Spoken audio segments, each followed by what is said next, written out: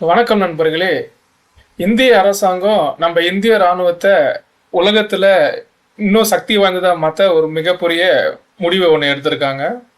இந்திய பாதுகாப்பு அமைச்சகம் நம்ம இராணுவத்திற்கு தேவையான நவீன ஆயுதங்கள் மற்றும் போர் கருவிகளை வாங்க 1,00,000 கோடிக்கு மேலே இப்போது ஒரு திட்டத்தை அறிவிச்சிருக்காங்க.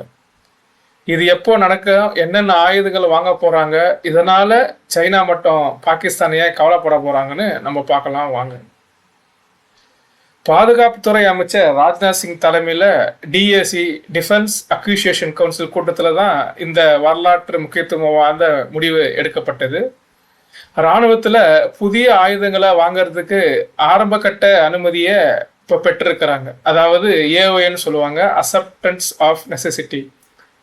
இது வெறும் வெளிநாட்டில் இருந்து ஆயுதம் வாங்குற திட்டம் கிடையாது. முழுக்க முழுக்க மேக் இன் இந்தியாவில் ஆத்ம நிர்பார் திட்டத்தின் கீழே பண்ண போகிறாங்க. சரி, இதில் நம்ம என்னென்ன ஆயுதம் வாங்க போகிறோன்றதை பார்க்கலாம். இதில் சுமார் 1,00,000 கோடி மதிப்பில் பீரங்கிகள், ட்ரோன்கள், ஏவுகணைகள், சர்ஃபேஸ் டு ஏர் மிசைல்னு ஒரு பெரிய பட்டியல் இருக்குது. குறிப்பாக இதில் நம்ம K9 வஜ்ரா பீரங்கியை வாங்க போகிறோம். K9 வஜ்ரா பீரங்கி ஏற்கனவே இந்திய இராணுவத்தில் சுமார் 100 அப்படின்ற எண்ணிக்கையில் இருக்குது.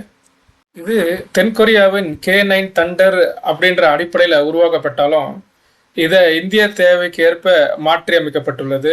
குறிப்பாக இந்தியாவின் LNT நிறுவனமும் தென்கொரியாவை ஹன்வா ஏரோஸ்பேஸும் இணைந்து தான் மேக்கின் திட்டத்தில் இதை உருவாக்குனாங்க. சுமார் 155 மில்லிமீட்டர் பேரலும் 52 கேலிபர் கன்னும் கொண்டது. 40லேருந்து 50 கிலோமீட்டர் வரை தாக்கும் திறனுடையது. 15 விடங்களில் 3 குண்டுகளை சுடும் திறனுடையது. ஷூட் அண்ட் ஸ்கூட் திறன், தாக்கிவிட்டு உடனடியாக இதனால் இடம் மாற்ற முடியும். இதோட அதிகபட்ச வேகம் 67 கிலோமீட்டர். 2027 ஆண்டுக்கு பிறகு கிழக்கு லடாக்கில் K9 வஜ்ராவை வெற்றிகரமாக சோதித்து அதிக உயரம், குளிர் மற்றும் கடினமான நிலப்பரப்பில் இதை சோதிச்சிருக்கிறாங்க. அதோட தொடர் வெற்றியை தொடர்ந்து இப்பொழுது மேலும் அதை சுமார் 200லேருந்து 300 K9 வஜ்ரா ஆர்டர் கொடுக்கறதுக்கு இப்போ அரசாங்கம் முடிவெடுத்திருக்கிறாங்க.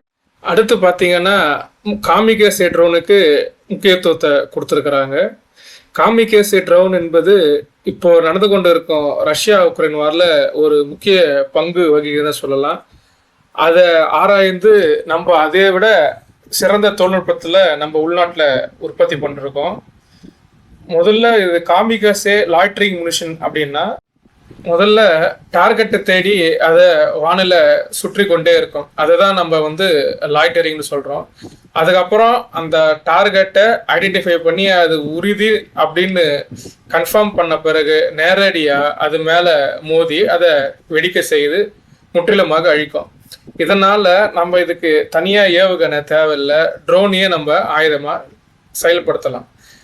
இந்தியாவில் பார்த்தீங்கன்னா இப்போது நாகாஸ்திரா 1, ALS-50, அப்புறம் நீண்ட தூர காமிகேசே ட்ரோனை முக்கியமாக உருவாக்கிட்டு இருக்கிறாங்க. இதில் ஈரானோட ஷகித் ட்ரோனு பார்த்தீங்கன்னா 1000 கிலோமீட்டர் பறந்து மற்ற நாடுகளை போய் தாக்கும். இதை ஒன் வே அட்டாக் ட்ரோன் சொல்லுவாங்க. இதே போன்று இந்தியாவும் நீண்ட தூர காமிகேசே ட்ரோனை இப்போ உருவாக்குறதுல மிகுந்த ஆர்வம் காட்டிட்டு வராங்க. காமிகேசே ட்ரோனில் என்ன நண்பன் பார்த்தீங்கன்னா இதில் நம்மளோட வீரர்களோட உயிரிழப்பை நம்ம குறைக்க முடியும். செலவு ரொம்ப கம்மி. அதே போல் எதிரி ரேடாரு, பீரங்கி டேங்கு, கட்டுப்பாட்டு மையங்களை ஈஸியாக நம்மளால் தகர்க்க முடியும். GPS இல்லாத இடத்துலையும் இப்போ செயல்படுற மாதிரி அதை உருவாக்கிட்டு இருக்கிறாங்க.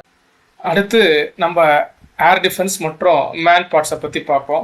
மேன் பார்ட்ஸ்ன்றது man portable air defence system அப்படின்னு சொல்லுவாங்க. இதில் பார்த்தீங்கன்னா வெர்பா அப்படின்ற ஒரு மேன் பார்ட்ஸ் தான் வாங்க போகிறாங்க. இது ஒரு ரஷ்ய தயாரிப்பு. நம்ம ஏற்கனவே ரஷ்யாவோட இக்லா எஸ்ன்னு வச்சுருக்கோம். ஆனால் இது அந்த இக்லா எஸ்ஸோட ஒரு மேம்பட்ட வருஷனாக நம்ம பார்க்கலாம். இதில் என்ன அட்வான்டேஜ்னு பார்த்தீங்கன்னா இதில் ஒரு ட்ரைஸ்பெக்ட்ரல் சீக்கர் அப்படின்னு பயன்படுத்துகிறாங்க. அதாவது யூவி, அப்புறம் நியர் இன்ஃப்ராரெட், அப்புறம் மிட் இன்ஃப்ராரெட். இது எதுக்கு பயன்படும்னு பார்த்தீங்கன்னா ஒரு விமானம் டாக் ஃபைட் பண்ணும் போதோ இல்லது ஒரு விமானம் பறந்துட்டு இருக்கும் போது ஏர் டு ஏர் மிசைலையோ இல்லை சர்ஃபேஸ் டு ஏர் மிசைலையோ ஃபயர் பண்ணும்போது விமானத்துலேருந்து ஃப்ளார்ஸ் டீகாய் ஃப்ளார்ஸ் அப்படின்ட்டு லான்ச் பண்ணுவாங்க.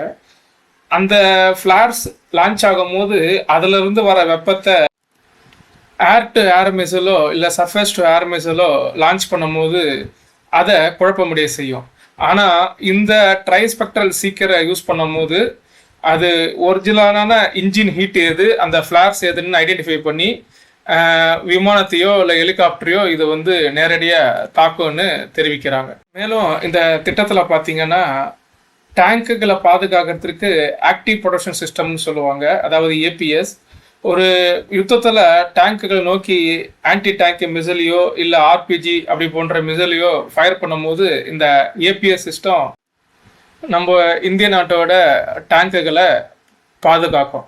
இது மட்டும் இல்லாமல் ஹெவி வெயிட் டார்பிடோஸ், சப்மரிலேருந்து லான்ச் பண்ணக்கூடிய torpedoes, unmanned surface vessel, autonomous underwater vehicle சொல்லுவாங்க, அதாவது தண்ணியில் போகிற ட்ரோன் சொல்லலாம், electronic warfare system, sonar, long range stand off missile, aerial refueling, aircraft, அப்புறம் advanced radar system, electronic warfare ஷூட்னு பல ஆயுத கொள்முதல் இந்த திட்டத்தில் அடங்குது. பெரும்பாலும் இந்த திட்டத்தில் பார்த்தீங்கன்னா பிடிஎல் மற்றும் பிஇஎல், பாரத் எலக்ட்ரானிக்ஸ் லிமிடெட் மற்றும் பாரத் டைனமிக்ஸ் லிமிடெட் போன்ற பொதுத்துறை நிறுவனங்களின் பங்கு பெருமளவு இருக்கும் என்று எதிர்பார்க்கப்படுகிறது. இதனால் நம்ம மற்ற நாட்டை நம்பி இருக்க அவசியம் இல்லை. மேலும் இப்போ ஆத்ம நிர்பார் திட்டத்தின் கீழே சும்மா 1 லட்சம் கோடி செலவில் இப்போ எடுத்து வைக்க திட்டம் உண்மையிலே இது ஒரு பெரிய இனிஷியேட்டிவ்னே சொல்லலாம். இது நம்மளை முப்படைகளையும் பலமாக்கும் என்பதில் எந்தவித சந்தேகமும் இல்லை. இந்த இந்திய இராணுவத்தின் மெகா பிளானை பற்றி நீங்கள் என்ன நினைக்கிறீன்னு உங்கள் கமெண்ட்டில் சொல்லுங்கள். இந்த வீடியோ பிடிச்சிருந்தா லைக் பண்ணுங்கள், உங்கள் ஃப்ரெண்ட்ஸுக்கு ஷேர் பண்ணுங்கள், மறக்காமல் நம்ம சேனலை சப்ஸ்கிரைப் பண்ணி பெல் பட்டன் அழுத்துங்க. நன்றி, வணக்கம்.